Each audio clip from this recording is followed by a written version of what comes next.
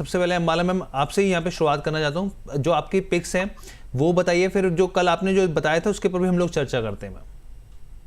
ठीक है, तो आज के मार्केट में बहुत भर भर के ट्रेड वाली अपॉर्चुनिटी स्पॉट लिमिटेड है। जी उसमें से स्पॉट लिमिटेड इसलिए क्योंकि फियर रहेगा, और ये जो जितने भी ऐसे स्टॉक्स हैं जो चल पड़े हैं, अगर ब्रॉडर मार्केट आपका 1 से 2.5% गिरता है तो आप ये समझ लें कि ये चल पड़े नहीं, ये लुढ़क पड़े हो जाएंगे। सो हैविंग सेड दिस, ये इसलिए एडवांस में बताया ताकि आप अपने स्टॉप लॉस की इंपॉर्टेंस को समझ लें। जितने ये स्टॉक 20-30% चढ़े हैं, ये बैकफुट पर आ सकते हैं। ठीक है, तो ये चीज आपको समझना इज एक्सट्रीमली इंपॉर्टेंट।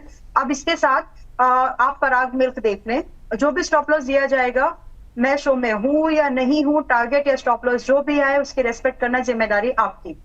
आज सुबह भी लाइव सेशन में पराग मिल्क शेयर किया था, 221 पे चल रहा था, अभी 223 पर चल रहा है, एक्सक्यूज मी। तो यहाँ से 235, 242 और 262 ये छोटे से टारगेट है, जो कि अगले कुछ हफ्तों के अंदर में आप लोग को 1 से 2 दिन या फिर मैक्सिमम 2 वीक्स में आपको दिख जाने चाहिए। स्टॉप लॉस यहाँ पर अभी के लिए थोड़ा सा बड़ा मैंने रखा है ताकि वोलेटिलिटी को हैंडल किया जा सके। तो पराग मिल्क करंट प्राइस रेंज में एंट्री है, 235, 242 और 262 के टारगेट्स है। स्टॉप लॉस इसमें बहुत बड़ा नहीं रखना, एक्सपोजर छोटे छोटे कदम रखो, गिरना नहीं है, पुल बैक वाली मार्केट है, थोड़ा सा न्यूज फ्लो रहेगा, थोड़ा सा, ज्यादा नहीं है, ऐसा नहीं बेच के भागना है, वैसी मार्केट नहीं है, बस सावधानी वाली है। तो 205 का स्टॉप लॉस आप मेंटेन करके चलो यहाँ पर अभी। ठीक है मैम, 205 का स्टॉप लॉस लगाना है। हाँ जी, अभी के लिए 205 है, उतना stop loss is more than enough. और फिर बोल रही हूँ, मैं शो में हूँ या नहीं हूँ, आपको इसकी सावधानी बरतनी है कि अगर ब्रॉडर मार्केट में आपको कोई भी डिक्लाइन दिख रहा है, उसकी वजह से आपका स्टॉक, क्योंकि जो स्टॉक रिकमेंड कर रही हूँ वो वीक नहीं है, बट जो होता है ना ब्लैंकेट इफेक्ट, वो पड़ सकता है, तो उसकी सावधानी आपको बरतना बहुत जरूरी है। सेकंड स्टॉक है HBL इंजीनियरिंग, विच इज आज सुबह भी मैंने इसको रिकमेंड अपने लाइव। एक बार हम दर्शकों को एक बार रिपीट, क्योंकि स्क्रीन पर आ गया मैम। 205 का स्टॉप लॉस लगाना है, 235, 242 का टारगेट और 262, ये भी मैम ने जो टारगेट्स दिए हैं ये ध्यान रखिए। और मैम ने ये साफ तौर पे कहा है कि भाई स्टॉप लॉस, और हम लोग भी लगातार कहते हैं स्टॉप लॉस जरूर रखिएगा, ध्यान रखिएगा, आपकी जिम्मेदारी है यहाँ पर। उसके नीचे चला जाता है, फिर कई बार लोग कहते हैं कि क्या करना है मैम, क्या करना है सर, तो आप खुद समझदार हैं, फैसले ले सकते हैं। जी मैम प्लीज कंटिन्यू। जी, other one is HBL Engineering. I recommended this stock in the morning session close to 800 से 803 की रेंज में बाय रिकमेंड किया है, अभी 805 पर है, very close to buying range. तो आपके लिए जो मुझे लगता है यहाँ पर स्टॉप लॉस पहले डिस्कस करना चाहिए, क्योंकि वो थोड़ा सा टारगेट के कंपैरिजन में बड़ा है। Just give me 1 minute please. जी दैट इज यस, तो स्टॉप लॉस होगा, थोड़ा सा बड़ा है स्टॉप लॉस पहले टारगेट की अपेक्षा, वो है 770 का। रीजन मैं एक्सप्लेन करूंगी व्हाई। 770 का स्टॉप लॉस मेंटेन करके 820 इंट्राडे का टारगेट आप एक्सपेक्ट कर सकते हो। 820, 845 ये इंट्राडे की पॉसिबिलिटीज है। हाउएवर, अगर आप स्विंग में इसको कन्वर्ट करना चाहें तो आपके टारगेट स्टार्ट होंगे 870 से लेकर के 900, फिर 935। तो डिसीजन अपने हिसाब से लो, लेकिन स्टॉप लॉस इसमें जो है वो 770 का ही होगा। तो ये 2 स्टॉक्स हैं, सेफर लग रहे हैं मुझे, बस ओवरऑल मार्केट का बहुत बड़ा असर नहीं हुआ, तो आज नहीं तो 2-4 दिन के अंदर you gonna get something in this. चलिए ठीक है, तो 2 स्टॉक है यहाँ पे, पराग पारिक।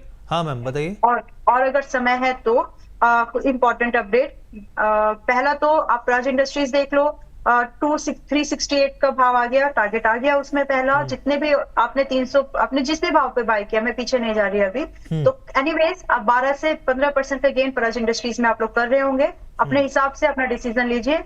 आज नहीं बुक किया स्विंग का प्रॉफिट तो 1-1.5 महीना और रुक जाओ, फिर as an investor short term profit book करना। उसके लिए टारगेट आपके 400-430 के होंगे। देन ओम पार 205 का टारगेट आ गया है, वहां पर आप अपना डिसीजन ले सकते हैं प्रॉफिट बुकिंग के लिए। वन इज जेंसार टेक, 610 का टारगेट आ गया है जेंसार टेक में, टेक योर डिसीजन। वैसे तो मैंने शायद कल अपडेट किया ही है, अब देखो टारगेट पर बुक ना करने से होता क्या, ये होता है आज जेंसार टेक थोड़ा सा नाजुक है। ब्लिस जीवीएस में भी 270 का टारगेट आ गया है, and it got recommended at 185। बहुत ब्यूटीफुल रिटर्न मिला इससे, तो यहाँ पर भी अपना प्रॉफिट को थोड़ा सा हल्का कर लो। And the last one is last 2 Adani green, 210 आ गया। अगला टारगेट अडानी ग्रीन का जो है, अडानी पार, I beg your pardon, Adani पार 210 आ गया है। अगला टारगेट उसका 240-50 की रेंज का है, you can hold that. And the last one vector foods, 210 का टारगेट आया, बट मैं अभी भी यहाँ पर प्रॉफिट बुकिंग की सलाह नहीं दी। सुबह भी इसमें अपडेट दिया था मैंने लाइव में ही, कि 210 आया जरूर है, एंट्री आपकी अच्छी थी 170 की थी, बट स्टिल आप लोग अभी भी इसको होल्ड करो क्योंकि यहाँ से अभी और 230 और 250 के टारगेट पॉसिबल है। तो जी 5-6 स्टॉक्स हैं, लिस्ट और भी है, लेकिन इतने से आप आपका काम चला लो, जहां पर प्रॉफिट है इसके अलावा भी बुक जी, करते हुए चलिए। जो जो लिस्ट है उसके ऊपर हम लोग अभी चर्चा करेंगे। हालांकि वेक्टर फूड्स के ऊपर भी अंशु सर ने यहाँ पे जो है वो सलाह दी है आज सुबह। और यहाँ पर मैं अब आता हूँ अमित सर के पास। अमित सर, एक पहली चीज़ ये कि मार्केट्स के ऊपर आपका क्या नज़रिया है सर, किस तरह की स्थितियाँ हैं आपको लग रही है यहाँ पे बाजार में यहाँ पर? क्योंकि वो हम लोग लगातार बात करते हैं कि भाई शेयर आया, लेकिन अब तो इन्होंने बड़ा ज़बरदस्त खेल कर लिया, पपेट बना दिया पाकिस्तान को। पाकिस्तान के नाम पे ही करते हैं कि पाकिस्तान ने कहा था भाई सीज फायर कर दो और इसलिए हमने बात मान ली, तो वो खेल चल रहा है बड़ा इंटरेस्टिंग।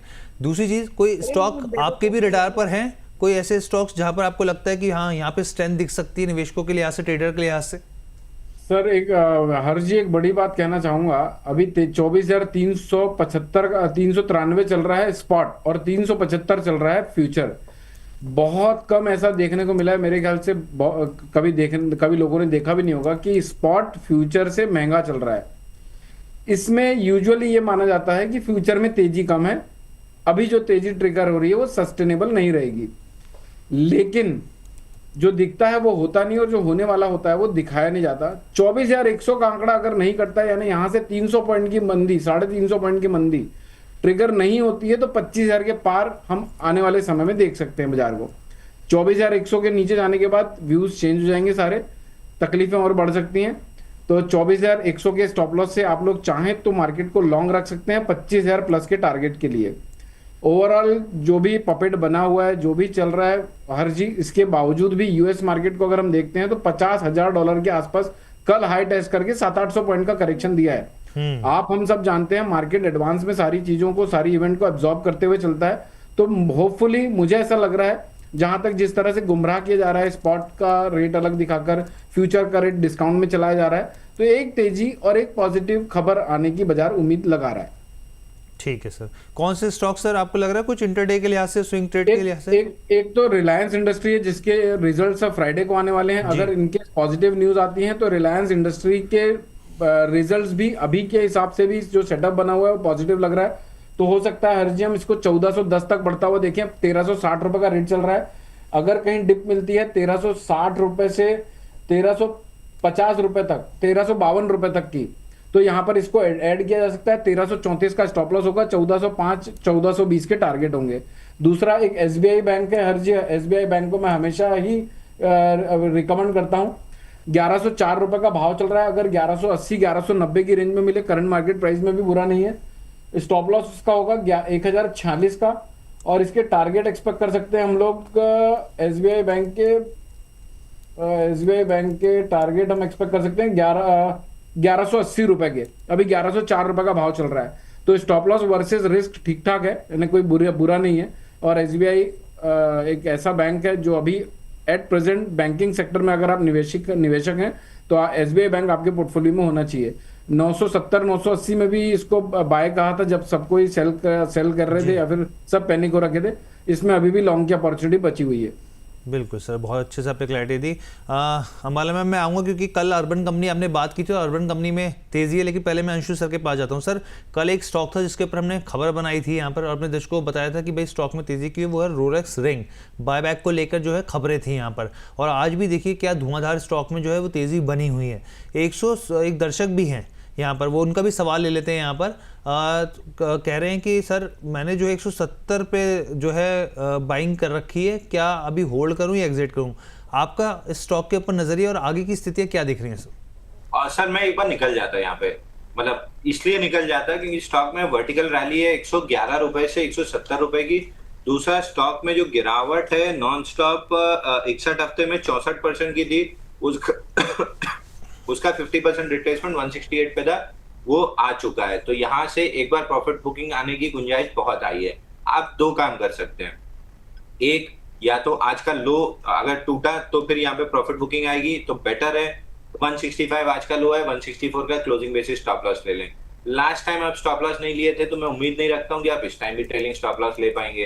तो आई वुड सजेस्ट कि 1.5 रुपए को जगह लॉस हो रहा है, निकल के पुल बैक में 10 20 50 मूविंग एवरेज के अंदर आएगा, वहां पे जरूर आप बाई करके चल सकते हैं। और हाँ, वहां पे बाई करके चल सकते हैं। और सर एक अपडेट है और एक बाई कॉल है। प्लीज सर बताएं सर। अपडेट भी है और उसी में बाई कॉल भी है। कैप्टन पाइप्स आपको याद होगा, नहीं विपुल जी को याद होगा, बीएससी में हमने दिया था कैप्टन पाइप्स, कैप्टन पाइप, इसमें 1180 में बाई दिया था और टारगेट दिया था 13 रुपए। आज का हाई बना है 5 ही सेशन में 13 रुपए 28 पैसे, पहला टारगेट आ चुका है। यहाँ पे प्रॉफिट बुक करने की जगह एक फ्रेश ब्रेकआउट कल के सेशन में बना है। अब कल लास्ट में बना था इसलिए हम नहीं दे पाए थे। 300% वॉल्यूम राइज के साथ कल वापस से फ्रेश ब्रेकआउट बना है, तो कैप्टन पाइप आपको वापस बाई करके चलना है। यहाँ पे फ्रेश बाई भी किया जा सकता है, 12.90 चल रहा है। ऊपर में टारगेट एक रेजिस्टेंस है 14 रुपए 25 पैसे का, उसको पहला टारगेट पकड़ सकते हैं। बाकी अगर ये स्विंग हाई खिंचा तो 15 रुपए 30 पैसे पे स्विंग हाई है, यहां तक आराम से जा सकता है। तो पहला टारगेट कंप्लीट हुआ है, बट टारगेट कंप्लीट होने के साथ साथ फ्रेश ब्रेकआउट 300% से ज्यादा वॉल्यूम राइज से बना है, जो कि क्लियरली शो कर रहा है कि कहीं ना कहीं इंस्टीट्यूशन का इंटरेस्ट आ रहा है। तो मैं होल्ड करने की सलाह दूंगा, फ्रेश बाई करना चाहिए। रेजिस्टेंस 14.25 पे है जो पहला टारगेट मान सकते हैं, और एक्चुअल टारगेट 15 रुपए 30 पैसे का है। तो एक बार टारगेट दोनों लगा दीजिए। स्टॉप लॉस अब आपको मॉडिफाई कर लेना चाहिए कॉस्ट पे। 1180 पे बाई दिया था, 1180 आपका स्टॉप लॉस अब कॉस्ट पे होना चाहिए ताकि घर से कुछ भी ना जाए, ठीक है। दूसरा अभी बाई कॉल रहेगा एक्जीकॉम पे, EXICOM एक्जीकॉम। यहाँ पे फ्लैग पैटर्न का ब्रेकआउट आ रहा है, बढ़िया रैली डेवलप हुई थी एक्जीकॉम में, अच्छे वॉल्यूम्स के साथ। पूरे बेस में 3 इंस्टीट्यूशन कैंडल हैं जहाँ पे 581% वॉल्यूम राइज था, 368% वॉल्यूम राइज था और 616% वॉल्यूम राइज था। पिछले 5 दिन से कंसोलिडेट कर रहा है, अभी 119 रुपए के आसपास चल रहा है, 119-120 की रेंज में। यहाँ पे बाई करके चलना है। ओपन लो है तो 112 रुपए का स्टॉप लॉस लगाना है, और ऊपर में 128 पे एक छोटा सा रेजिस्टेंस है स्विंग हाई का, वो पहला टारगेट रहेगा। और 128 अगर नहीं अटका तो 140 रुपए तक ये स्टॉक खिंच सकता है। एक्जीकॉम बाई करके चल सकते हैं, EXICOM एक्जीकॉम। जी, तो 2 स्टॉक्स आपने बता दिए यहाँ पे। कैप्टन पाइप्स जो हमारे बहुत सारे रिटेल दर्शक हैं, दोस्त हैं, उनकी नज़र जो रहती है छोटे स्टॉक्स में रहती है यहाँ पे, तो सर ने वहाँ पर जो है बता दिया 15 रुपये 30 पैसे के आसपास के जो है टारगेट्स देखने को मिल सकते हैं। एक्जीकॉम जो है वहाँ पर भी जो है सर की यहाँ पे सलाह, लेवल्स, टारगेट, स्टॉप लॉस सब कुछ बता दिए गए हैं आपको। इस चीज़ का आप ध्यान रखिए, बिल्कुल stop loss, strict stop loss लगाइए। अब मैम मैं आपके पास आता हूँ अर्बन कंपनी को लेकर। मैम अर्बन कंपनी पे हम लोग कल चर्चा कर रहे थे, अर्बन क्लैब को पूरे बिजनेस मॉडल पे भी आपने अच्छे से समझाया, क्लैरिटी। अब मैम आज भी स्टॉक में तेज़ी है, आगे की स्थितियां, कौन से लेवल्स आपको दिख रहे हैं यहाँ पर, और क्या निवेशक जो है फ्रेश एंट्री ली जा सकती है इस भाव पे, या फिर रुकना चाहिए यहाँ पे? मिड टर्म के हिसाब से क्या नजरिया रहेगा आपका? मिड टर्म के हिसाब से तो ले सकते हो, बट आपको एक्सपोजर अपना पार्ट्स वाला रहेगा, मतलब 70% लगाओ, बचे हुए को इसलिए बचा के रखो। 130 मिनट तो कंप्लीट करना। और वैसे टारगेट जो भी डिस्कस हुए थे, एग्जैक्ट नंबर जो भी टारगेट्स है, अभी आप 150 था जहां तक मुझे याद आ रहा है, तो it is yet to achieve, कल की बात है। तो आप अभी फिलहाल होल्ड करके जा सकते हैं, जो भी आप लोग इस ट्रेड में हैं। 5% अप है, 5.5, बट अभी भी लेट नहीं है। मेरे कहने का मतलब ये है क्योंकि वैल्यूएशन कंफर्ट अब आया, और दूसरा बिजनेस ऐसा है जो सदियों से चला आ रहा है और आज भी चलेगा और आगे भी चलेगा। और good thing, why this company, there are 2 major reasons for this. Again जो अब इन्वेस्टमेंट, क्योंकि आपने मिड टर्म की बात की है, तो वहां पर क्लैरिटी होना बहुत जरूरी है कि हम मिड टर्म में इन्वेस्टमेंट करें क्यों। So with that there is no, बहुत बड़ी कंपनीज नहीं, देयर नॉट मच जो इस पर्टिकुलर इंडस्ट्री को, निश को हैंडल करती हो और लिस्टेड हो। Number 2, they are on expansion mode. तो जब ये सब कुछ होगा तो इससे इस कंपनी का जो पोर्टफोलियो है या फिर जो बिजनेस है, नंबर ऑफ बिजनेस जो है वो बढ़ सकता है। सो हैविंग सेड दिस, जब आपको कंफर्ट आ गया आपके वैल्यूएशन पार्ट पर, जब आपको लग रहा है कि अब एक्सपेंशन मोड पर कंपनी है, क्योंकि नई नई कंट्रीज में इसने कदम रख दिए हैं इस काम के लिए, तो वहां पर पॉसिबिलिटीज बनती है कि इन्वेस्टमेंट आनी चाहिए।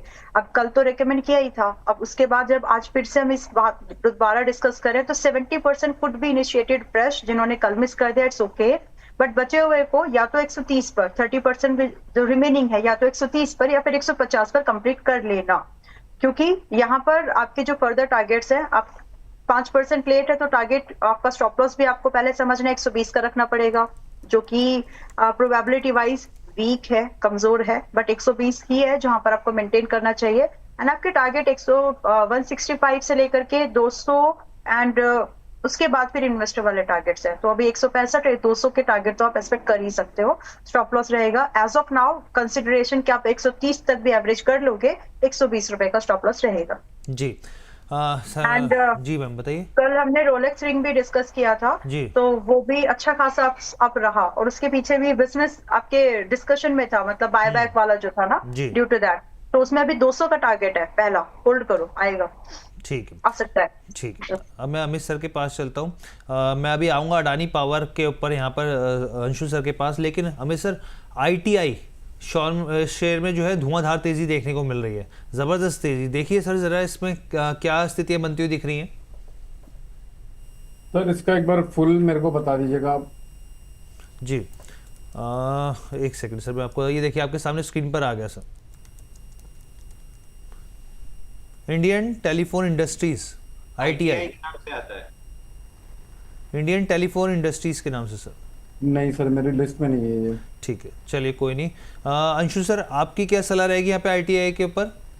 मेरी तो लिस्ट में टॉप पे है सर। आज वॉल्यूम 350% राइज है अगेंस्ट 50 डे एवरेज वॉल्यूम, लेकिन जनरली ITI में वनडे वंडर्स होकर रह जाता है। एक 16 मार्च की कैंडल देख लीजिए, फिर हमने 9 अप्रैल को भी जब बड़ा वॉल्यूम बन रहा था तब भी ये डिस्कस किया था कि वनडे वंडर बन के रह जाता है। 9 अप्रैल से आज 22 अप्रैल आ गया, आज फिर चलने की कोशिश कर रहा है। वनडे वंडर वाला स्टॉक है, इसलिए मैंने आज अवॉइड किया, नहीं तो 350% वॉल्यूम राइज था, बहुत बेहतरीन बाई बनता। बट ऑफ लेट अगर थोड़ा सा मतलब चार्ट के पैटर्न को पढ़ेंगे तो ट्रेडेबल मूव्स बहुत अच्छी नहीं देता है, इसलिए मैं अवॉइड करके चल रहा है। हालांकि केवल टेक्निकल पे बात करें, फ्लैग आउट है 305 रुपए पे, ऊपर में 330 331 रुपए तक जा सकता है। बट ऑफ लेट इस तरीके के ब्रेकआउट मल्टीपल टाइम्स फेल हुए हैं। मैं गिन के आपको बता देता हूँ, 7 अगस्त को, उसके बाद 3 सितंबर को, उसके बाद 8 अक्टूबर को, उसके बाद 24 नवंबर को, उसके बाद 19 दिसंबर को, ऐसे मल्टीपल वनडे वंडर होके रह गया है। अवॉइड कर देंगे, ज्यादा अच्छा है। ठीक है, अब हम लोग यहाँ पे एक स्टॉक की बात करें, 16 स्टॉक्स में तेजी अभी भी जारी है, रुकने का नाम नहीं ले रही। यहाँ पे एनर्जी स्टॉक्स जो हैं वो ज़बरदस्त तेजी दिखा रहे हैं। अडानी पावर, अमित सर मैं आपके पास आऊँगा अडानी पावर को लेके 5% की रैली। आप ये सोचिए बाजार जो है वो दबाव में है, लेकिन स्टॉक नए हाई लगा रहा है। मार्केट कैप जो है वो 4 ट्रिलियन को क्रॉस कर गया, और जहाँ तक मैं सही हो सकता है मुझे अगर गलत हो तो करेक्ट कीजिएगा, पूरे अडानी पैक में जो है कंपनी जो है सबसे बड़ी जो है मार्केट कैप के लिहाज से जो है सबसे बड़ी कंपनी हो गई अडानी पैक की, अगर हम लोग बात करें यहाँ पर तो ज़बरदस्त तेज़ी। अब स्टॉक में क्या ड्राइविंग कर रही हैं चीज़ें, जो देखिए साफ तौर पे सबसे बड़ी चीज़ है जो थर्मल पावर जो पावर कैपेसिटी है इंस्टॉल करने की कंपनी, अब तक 18,110 मेगावाट जो है वो इंस्टॉल कर चुकी है। यहाँ पे 40 मेगावाट जो है देखिए जो है सोलर पावर प्लांट गुजरात में कंपनी ने लगाया, इसके अलावा भी। और जो आप देखिए लॉन्ग टर्म के जो पावर परचेज एग्रीमेंट होते हैं वो काफ़ी इंपॉर्टेंट भूमिका निभाते हैं, और कंपनी जो है उसमें लगातार तेजी से आगे बढ़ रही है। तो ये जो तमाम फैक्टर्स है कंपनी को मजबूती दे रही है फंडामेंटल के तौर पर। अमित सर अडानी पावर क्या सलाह रहेगी, और आपको क्या लग रहा है कि एक लॉन्ग टर्म बैट लगाने के लिए अच्छा स्टॉक है, मल्टी बैगर और बनेगा ये पूरी तरीके से? यस हर्ष जी, मैंने लास्ट शो में भी इसको 2 बार इनफैक्ट डिस्कस कर चुका हूँ। एक बार 195 रुपए का रेट था, एक बार 205 रुपए का रेट था। उस समय शॉर्ट टू मीडियम टर्म के हिसाब से 215 के टारगेट बताए थे। अगर और जैसा आपने पूछा क्या इसमें लॉन्ग टर्म बेट लगाई जा सकती है क्या, तो बिल्कुल लगाई जा सकती है। Over a period of 1 year और 4 क्वार्टर्स ये 300 रुपए पार के भी पोटेंशियल रखता है। लॉन्ग टर्म के हिसाब से इसमें कम से कम 185 रुपए के नीचे का स्टॉप लॉस मेंटेन करके 260 और 300 रुपए तक के पोटेंशियल आने वाले समय में देखने को मिल सकते हैं। तो अदानी पावर मिस नहीं करना चाहिए, सेटअप बहुत अच्छा है। ओवरऑल मुझे ऐसा लगता है कि अगले मंथ की जो ओपनिंग रहेगी या इस मंथ की जो क्लोजिंग रहेगी, पॉसिबली वो अगले मंथ की लो रहे, तो यहाँ से एक्यूमुलेट करना स्टार्ट कर देना चाहिए 205 रुपए तक की गिरावट को। ठीक है, आज अगर आप देखें तो एनटीपीसी ग्रीन में भी जो है एक हल्की बढ़त 1% के आसपास, कल के 2% के आसपास की तेजी दिख रही है। अंबाला मैम एनटीपीसी, और जब मुझे मतलब ये है कि अब तो जब भी मैं आपके पास आता हूँ एनटीपीसी के साथ एनटीपीसी ग्रीन भी जोड़ देता हूँ मैम, तो बताइए इन दोनों पैक में क्या सलाह रहेगी आपकी? एनटीपीसी ग्रीन 1.5 साल से 2 साल हो गए ऑलमोस्ट, शायद अब भी है, तब भी था, अब भी है पोर्टफोलियो में। एंड मैं इस पे बात इसलिए कर सकती हूँ क्योंकि इसमें कोई रीसेट एक्टिविटीज नहीं है, और मेरा विचार भी नहीं है कि मैं इसको बहुत जल्दी बेचने वाले हूँ। सो मेरा जो आउटलुक है यहाँ पर अभी भी बुलिश है, बट खरीदने के लिए आपको थोड़ा बेटर प्राइस का वेट करना चाहिए। वो मेरी नजर में वो 95 और 100 के आसपास ±5% आप देख लेना, लेकिन 100 के आसपास फिर से एक अच्छी एंट्री बनती है। अब ये डिपेंड करेगा कि पहले 120 जाएगा तब मतलब वो डिस्काउंट मिलेगा हमको। तो आप एक काम कर सकते हैं कि आज मतलब 100 के आसपास ही देखिए, मैं एब्सोल्यूट नंबर नहीं दूंगी, दे सकती, पोर्टफोलियो में अभी भी है ना। बाकी एनटीपीसी की बात जरूर कर सकते हैं। एनटीपीसी में आज भी मजबूती बनी हुई है। एंड मार्क माय वर्ड, ये जो मजबूती है ये इसलिए नहीं है कि वॉर सीज फायर हो रहा है, ये इसलिए है क्योंकि स्ट्रेट ऑफ हॉर्मुज जो है अभी भी ब्लॉक्ड है, राइट। और तो इससे आप आपदा में अवसर हमेशा ढूंढने की अप्रोच होगी, ढूंढोगे तो कुछ अलग बनेगा, तो ही आपके आप दूसरों से अलग है। बाकी भीड़ में चलते रहोगे तो there is no sense of in that, but उतना नहीं। तो कहने का मतलब ये है कि जब तक आपका एनर्जी क्राइसिस, सुबह जब हम बात कर ही रहे थे, मैं शॉर्ट पे कंप्लीट कर रही हूँ उसको, सुबह भी हम बात कर रहे थे कि energy crisis is the real thing. War nuclear नहीं हो रही है ये मुझे लगता है, लेकिन जो एनर्जी का कंसर्न है ना, जो क्राइसिस है around the world, around the globe, it's a real thing, एक रियल मॉन्स्टर है ये अभी के लिए। तो इसकी वजह से फायदा उन सब कंपनीज को होगा, उन सब छोटी बड़ी मिड साइज सब कंपनीज को होने वाला है जो डायरेक्टली और इनडायरेक्टली एनर्जी को प्रोड्यूस, सप्लाई, इन सब में जुड़ी हुई है। तो चाहे वो कोयले से आए, चाहे वो नेचुरल गैस से आए, चाहे वो पाइप के थ्रू आए, क्योंकि ये जो पाइप इंडस्ट्री चल रही है, आप लोग एक चीज मिस ना, ध्यान दीजिए, महानगर मतलब सिटीज में गैस पाइप मैंडेटरी किया गया है। तो वो पाइप बनाने वाली कंपनीज करेंगी क्या? जो मेटल के पाइप्स बनते हैं, पीतल वाले मिक्स रहते हैं, एक्चुअली एब्सोल्यूट पीतल नहीं होता, तो इसीलिए डिमांड बढ़ रही है ना। तो जो गवर्नमेंट बोल रही है उसको आपको समझना है कि कहां पर फिर उसका फायदा मिलेगा। तो इसीलिए जो पाइप इंडस्ट्री है इसीलिए चल रही है, एनर्जी वाले स्टॉक्स इसीलिए चल रहे हैं और आगे भी चलेंगे, क्योंकि सबको ये तो समझ में आ गया है कि आज नहीं तो कल ये स्ट्रेट ऑफ हॉर्मुज तो खुल जाएगी, बट हमको सेल्फ डिपेंडेंट बनना है। ये है मार्केट की रियल कोर जो आपको इस पर्टिकुलर इंडस्ट्री में समझना है। मजबूती आगे भी है, बाय करके चलना है, 403 के आसपास जा सकते हो, 440 से 470 के टारगेट है, स्टॉप लॉस अभी के लिए होगा 380 का।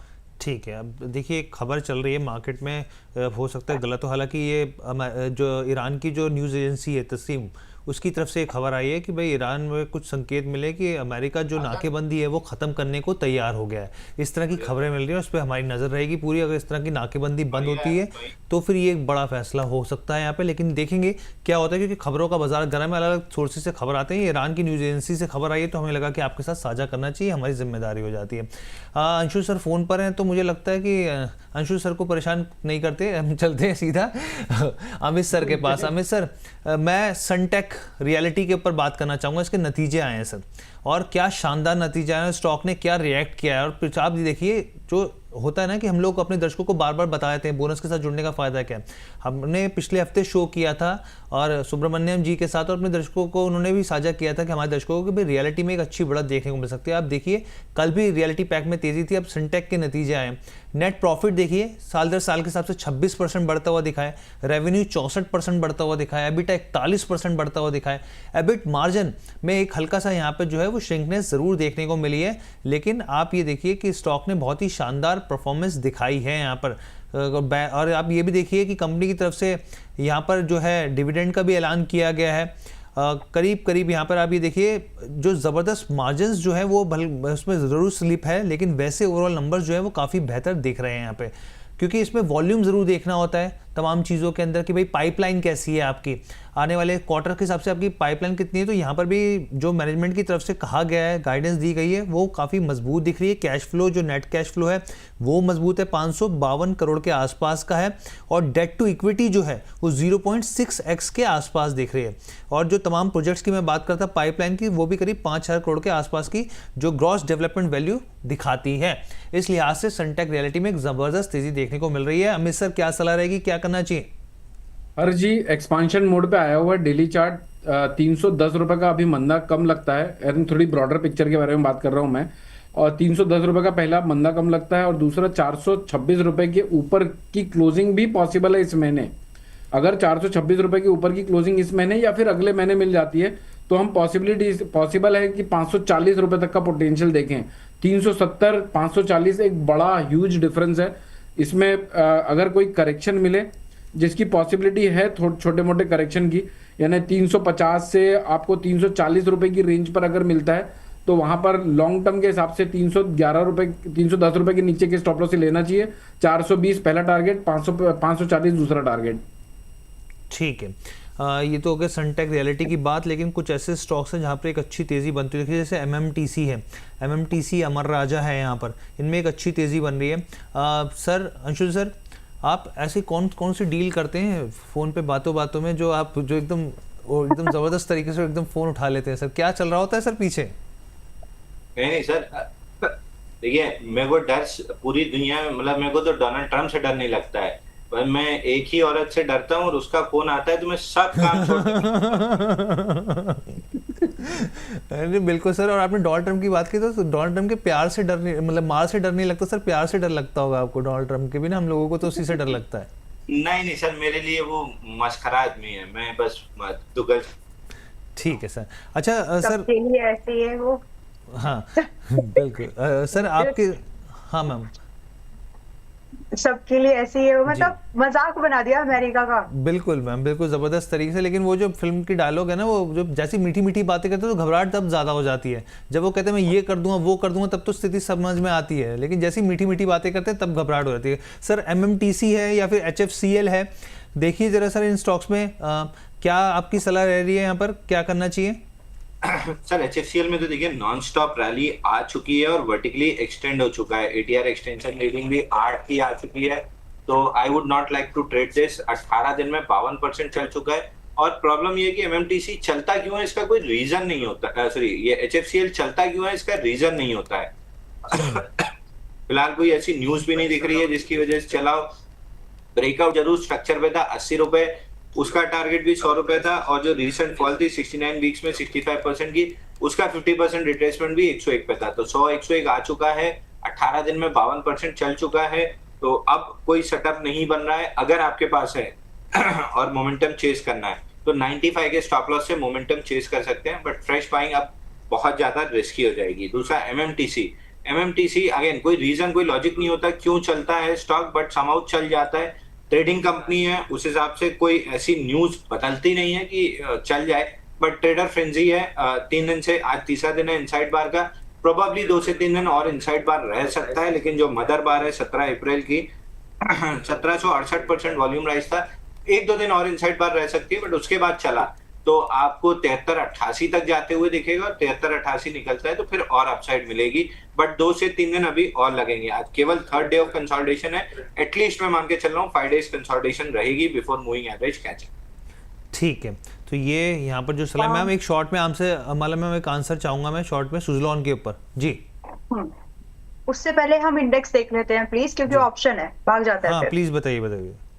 ऑलराइट, तो बैंकिंग इंडेक्स में एक कॉल है और यहाँ पर लॉन्ग किया जा सकता है 850, सॉरी स्ट्राइक है, जस्ट अ मिनट, स्ट्राइक है 57,000 कॉल, मंथली एक्सपायरी कॉल, अच्छा 57,000 का कॉल ऑप्शन है, और इसी मंथली एक्सपायरी पर है। ये अभी चल रहा है लगभग 850 पर, रिस्क है लेकिन रिवॉर्ड भी बन सकता है, तो थोड़ी अर्ली एंट्री है बट गुड। 840-850 की इस रेंज में खरीदारी की जा सकती है। स्टॉप लॉस यहाँ पे थोड़ा बड़ा है, फिर बोल रही हूँ रिस्क है इसमें। आपका स्टॉप लॉस होगा 550 का। सो योर टारगेट्स आर, आपका टारगेट यहाँ पर 1050 का है पहला, फिर 1200, 1350, 1500 एंड मे गो टू 2000, क्योंकि अगर अपसाइड जा रही है तो उसके बारे में हम बात कर चुके हैं कि कहाँ तक की अपसाइड मूवमेंट पॉसिबिलिटीज है।